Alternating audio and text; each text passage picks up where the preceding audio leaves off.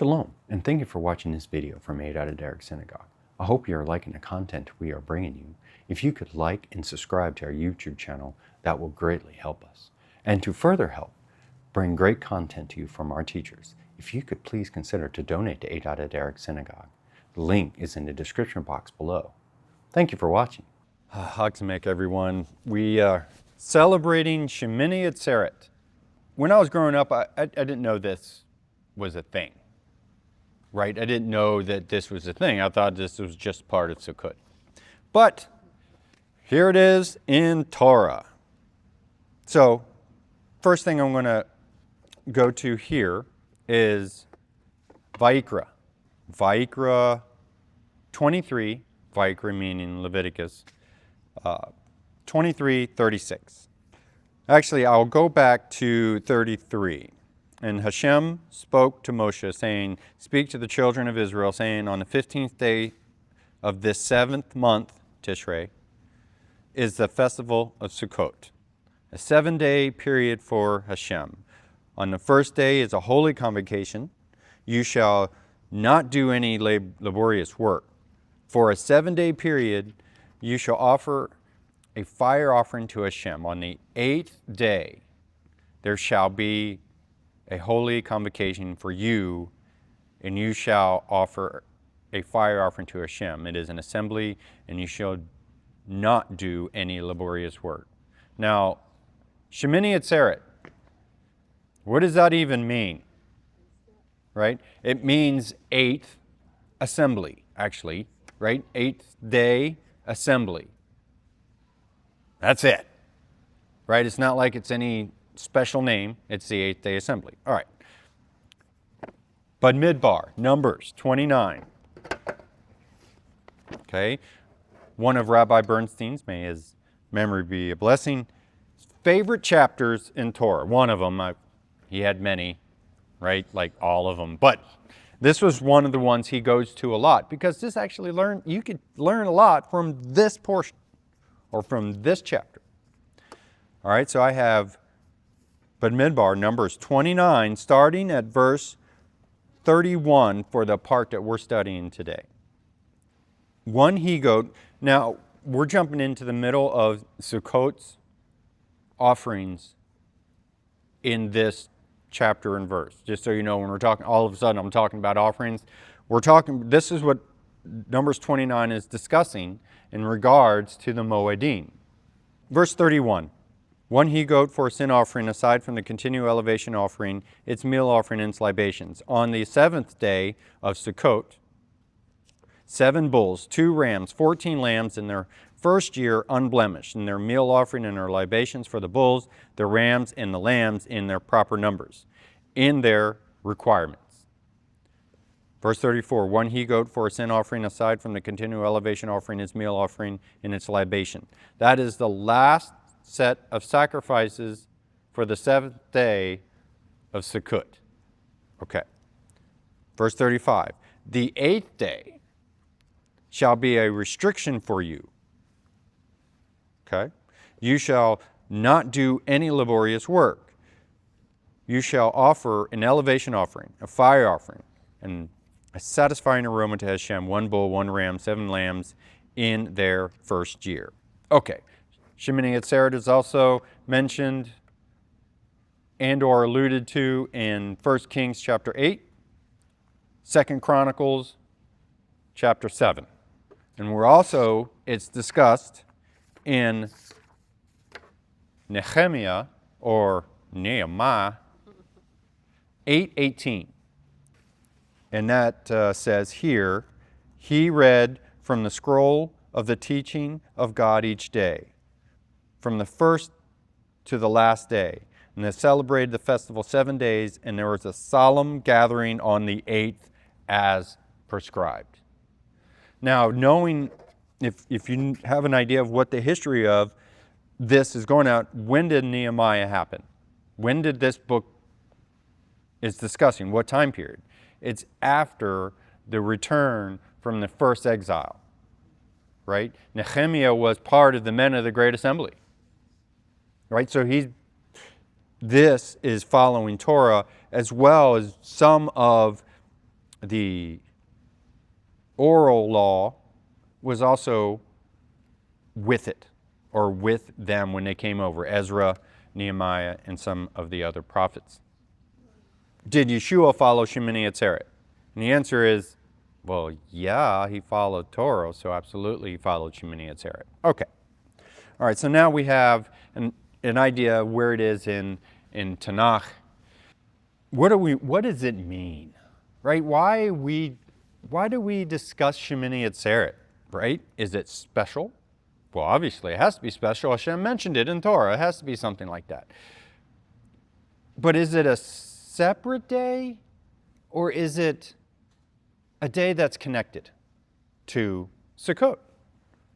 Right? And so this is where we get some confusion, especially in my part early on, is like, well, it's just the ending of Sukkot.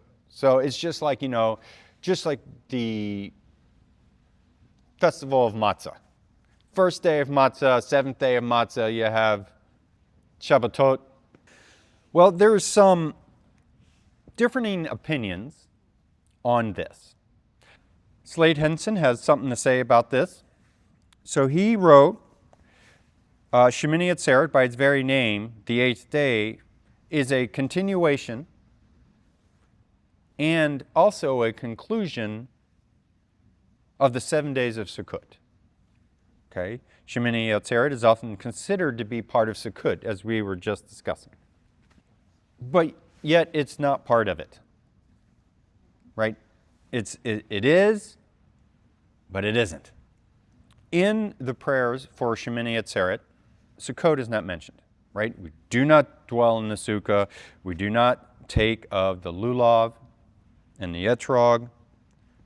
Right? It is a separate day from the holiday of Sukkot. However, the very name and placement immediately following Sukkot makes one wonder if that's actually correct. So it makes you think, is it part of it? Is it not part of it? The answer is yes. So when we're talking about this day of a assembly or day of completion or day of restraint, it can seem kind of confusing. So how should we take this day? How should we look at it? Why is it even here? Right? Why does Hashem order this day? So I have some sages here that have some differing opinions, but they all meld together. They work. Or Sukkah 55b in the Talmud, it says this. Rabbi Eliezer said, the 70 bulls that are sacrificed on Sukkot as additional offerings over the course of the 7 days, what do they correspond to? What do the 70 bulls that are offered during Sukkot, what do they correspond to? They correspond to the 70 nations of the world and are brought to atone for their sins, and to hasten world peace. Even more reason why we need a temple. Why is a single bull sacrificed on the 8th day of assembly, on Shemini Atzeret? It corresponds to the singular nation that is Israel. According to the Ramban, Nachmanides, by esoteric teaching, by the ways of esoteric teaching, for in 6 days the Eternal made the heaven and the earth. And the 7th day is the Shabbat, which has no partner.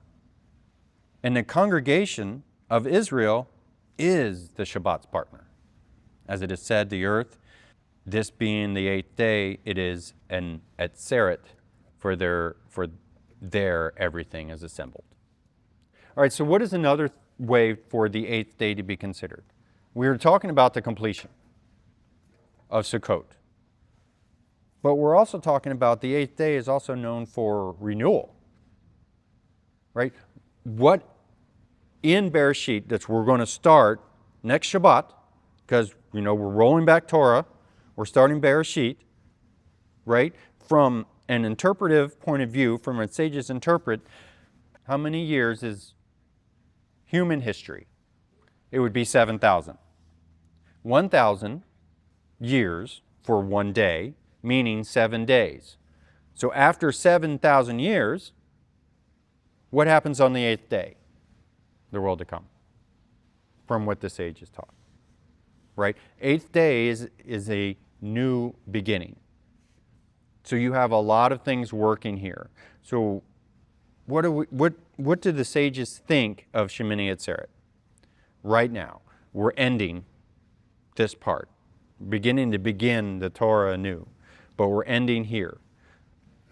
So Rashi, on Leviticus 23, the world is derived, the word meaning Atzeret, the word is derived from the root atzer, to hold back, and suggests, I keep you back with me one day more. It is similar to the case of a king who invited his children to a banquet for a certain number of days. When the time arrived for them to take their departure, he said, children, I beg of you, stay one day more with me. It is so hard for me to part with you. Now, there is a work that is more modern, Penene Halakha. The sages tell us that the 70 bulls that we've talked about offer on Sukkot correspond to the 70 nations of the world. And Shemini Atzeret is the one nation that is talked about, which is Israel, on Shemini Atzeret. This can be compared to a king of flesh, another midrash, and this can be compared to a king of flesh and blood who told his servants, make me a big feast. He told his servants, make me a big feast. Then on the last day of the celebration, he said to his favorite, make me a small banquet so that I can enjoy your company alone. Which means what? Once the guest leaves and the guests are taken care of, he wants the people that work for him to stay so they can have their own after party. Right? This is also another analogy. This can be compared to a king who threw a week-long party and invited everyone in the country to it. Once the week was over, he said to his favorite, we have already fulfilled our duty to the countrymen. Let the two of us continue with whatever we find, some meat, fish, or vegetable. Similarly, when God said to Israel, on the 8th day you shall hold a joyous gathering for yourselves. And he was telling them, continue with whatever you find, a bull and a ram. We have another one here from the same book, Penene Halakha. When Israel heard about it, they began praising God with the verse, this is the day that the Lord has made. Let us delight and rejoice in it. Rabbi Avin asked, the Hebrew word bo is ambiguous, so we do not know whether to rejoice on the day or to rejoice in God. What do? Day or Hashem? Day, Hashem. Well, King Solomon, came and resolved it. Let us delight and rejoice in you. This is Shir HaShirim 1:4. In you through your Torah, in you through your salvation. There is something unique about Shemini Atzeret. Hashem wants one more day with us while we're here. Is it a separate day? Yes. Is it part of Sukkot? Yes. Could it be considered a fourth mandatory regalim? Maybe. Because we're already there, right? Hashem wants to be with us. He wants us to be with Him. He wants us to spend more time. Because knowing that right now, this day, we're together, there's many months until Pesach that we won't be with Hashem. And so He wants us to spend more time, right? What is also unique about Shemini Atzeret? It has no special mitzvah other than rejoicing in Hashem, His Torah, and His salvation.